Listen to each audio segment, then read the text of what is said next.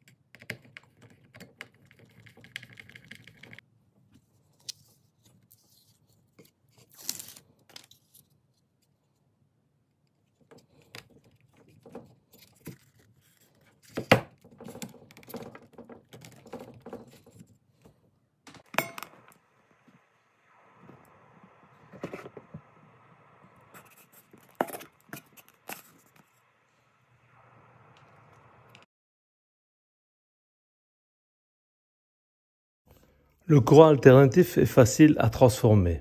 Les transformateurs permettent de modifier une tension alternative et ils changent de sens 2 fois par période. Vous pouvez voir le dessin qui représente les 2 périodes, qui passent donc du plus au moins.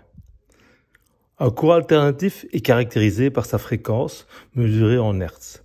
La fréquence correspondant au nombre de périodes du signal en 1 seconde. Le courant alternatif change de sens 100 fois par seconde et a donc une fréquence de 50 Hz. Les réseaux électriques sont alimentés par un courant alternatif. Le courant alternatif, aussi appelé sinusoïdal, est un influx électrique qui circule dans un sens puis dans un autre.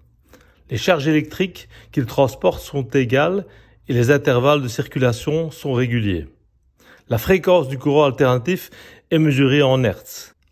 Elle représente le nombre de changements de sens effectués par le courant en 1 seconde. Nous avons ici le schéma d'une alimentation avec une seule diode.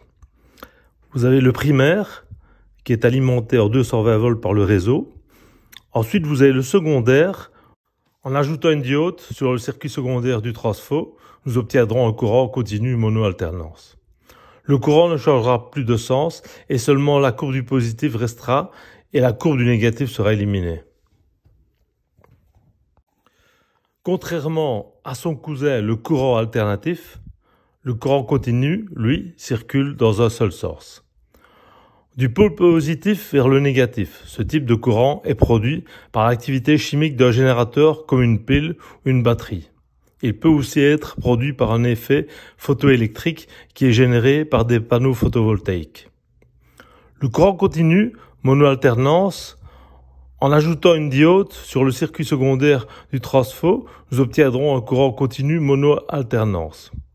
Le courant ne changera plus de sens et seulement la courbe du positif restera et la courbe du négatif sera éliminée.